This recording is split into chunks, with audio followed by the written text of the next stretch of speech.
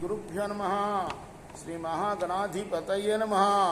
శ్రీ సరస్వత్యే నమః. భక్తులరా, వ్యాసప్రోక్త భాగవత మహాపురాణం యథాతథంగా చెప్పుకున్నాం. ప్రతి శ్లోకం దాని అర్థం. ఇందులో భాగంగా నిన్నటి వరకు మనం 6 స్కందాలు పూర్తి చేసాం. 7వ స్కందాన్ని 5 భాగాలుగా చెప్పుకున్నాం. ఈ రోజున 6వ భాగాన్ని చెప్పుకుందాం. చెప్పుకునే ముందు వ్యాస భగవాను ప్రార్థన చేసుకుందాం. వ్యాసాయ విష్ణురూపాయ వ్యాసరూపాయ విష్ణవే నమో వై బ్రహ్మణదే వాసిష్ఠాయ నమో నమః. సమర్థద్గురు సాయినాథ్ మహారాజుకి జై. గ్రామాలు, నగరాలు, పుణ్యక్షేత్రాలు, పల్లెలు, గోపాలకులకు ఉండే గ్రామాలు, వనాలు, భవనాలు, ఆశ్రమాలు, వీటన్నిటిని కూడా ఆ రాక్షసులు ధ్వంసం చేసి అందమైన సరోజాలుండే సరస్సుల్ని కలిచివేసి ప్రాకారాలని, గోపురాలని, నీటి అడ్డకట్టల్ని తవ్విపోసి వంతెనలను కూల్చి చక్కని పువ్వులతో, తీయని ఫలాలతో నిండిన వృక్షాలను నరికి వేశారు. చలి పందిరులు, పర్ణశాలను పాడు చేశారు. ఇతరులకు అపకారం తలపెట్టని గోవుల్ని, బ్రాహ్మణుల్ని హత్య చేశారు. వేద సాంప్రదాయాల్ని నాశనం చేశారు. ఈ విధంగా కోలాహలంగా భూగోళం అంతా కూడా గందరగోళం చేస్తూ ఉపద్రవాలు, ఉత్పాతాలు కల్పించగా అది చూచి దేవతలు భయపడి దైన్యంగా స్వర్గలోకం విడిచిపెట్టి శోకంతో అడవుల్లోకి వెళ్ళి దాక్కున్నారు. అక్కడ హిరణ్యకశిపుడు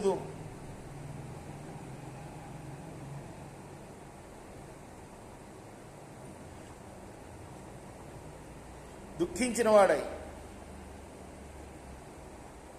చనిపోయిన తన సోదరుడైన హిరణ్యాక్షుడికి అంత్యక్రియలు చేసి తర్పణాలు వదిలి అతడి కొడుకులైన శకుని, శంబరుడు, కాలనాభుడు, మదోత్కచుడు మొదలైన ప్రముఖులను ఓదార్చి వాళ్ళ తల్లిని, ఆమెతో హిరణ్యాక్షుని, మిగిలిన భార్యల్ని అందరినీ కూడా రప్పించి ఊరడించి పుత్రశోకంతో కుమిలిపోతున్న తన తల్లి అయిన దితిని చూచి హిరణ్యకశిపుడు అన్నాడు, తల్లి, లోకం ఒక చలిపందిరి లాంటిది, చలివేంద్రం లాంటిది.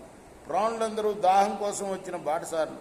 వాళ్ళు దాహం తీర్చుకోవడానికి వచ్చి తమ గమ్యాలకు వెళ్ళిపోతున్నట్లుగా జీవులమైన మనం కూడా ఈ సంసారంలోకి వచ్చి ఒక కుటుంబంలో కలిసిన వాళ్ళమై ఆ తదనంతం మన పని కాగానే కర్మఫలానుసారం విడిపోయి వెళ్ళిపోతూ ఉంటాం. ఎవరు చెప్తున్నాడు ఇంత వేదాంతం?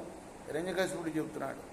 తల్లికి, దితికి, తన సోదరుడైన హిరణ్యాక్షుడు చనిపోయినప్పుడు అంత్యక్రియలు పూర్తి చేసిన తర్వాత తల్లి నీ మాటలు చెప్పి ఓదార్చుతున్నాడు.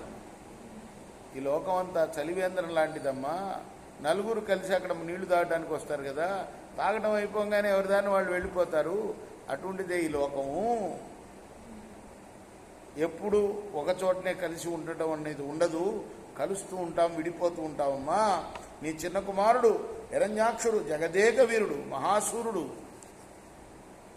కాబట్టి మహావీరులు పోయే మార్గం వీరస్వర్గం చేరాడు. నువ్వు పుత్రవియోగానికి దుఃఖించవద్దు. నువ్వు అతని కోసం శోకించవలసిన అవసరం లేదు. ఎందుకంటే శత్రువులతో యుద్ధం చేస్తూ మరణించాడు. కాబట్టి చాలా ప్రశంసనీయమైన మరణం అది.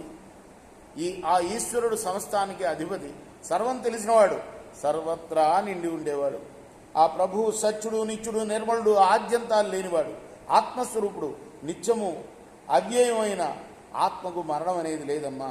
జ్ఞానపూర్ణం అది ప్రకృతి రచితమైన స్థూల సూక్ష్మ దేహాలను గ్రహించి నామమాత్ర సుఖ దుఃఖాలకు లోనవుతుంది. అటువంటి ఆ ప్రభు నిరంతరం తన మాయా ప్రవర్తనాది మహిమలతో త్రిగుణాలని కల్పించుకుంటాడు.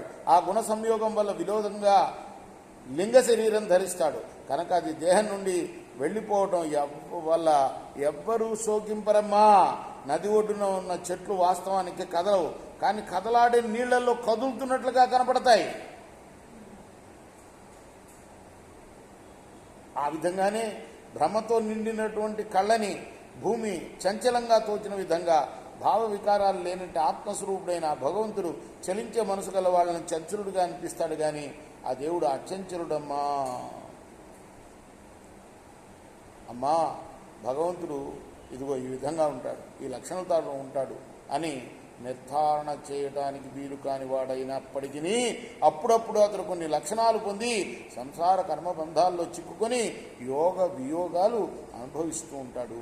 పుట్టకం, వినాశం, శోకం, వివేకం, అవివేకం, చింత, స్మరణం అనేవి అనేక విధాలు. ఈ పరమార్థాన్ని వివరించడానికి పెద్దలు ప్రేతబంధు యమ సంవాదం అనే ఒక కథను చెప్తూ ఉంటారు. ఆ కథ ఇప్పుడు నీకు చెప్తాను, విను. ఎవరు? ప్రేతబంధు యమ సంవాదం. ఉసీనర్ దేశంలో సుయజ్ఞుడనే రాజు ఉండేవాడు. అతను ఒక యుద్ధంలో శత్రువులు చెక్కి మరణించాడు. ఈ కథ రేపు మనం 7వ భాగంలో చెప్పుకుందాం. కృష్ణార్పణమస్తు. సాయి కృష్ణ. సచ్చిదానంద సద్గురు సాయినాథ్ మహారాజ్ की जय. చేకోరా హారతి దిగో సద్గురునాథ దేవ సాయినాథ. పాంచభౌతిక తత్వములనే హారతులిత్తుమురా.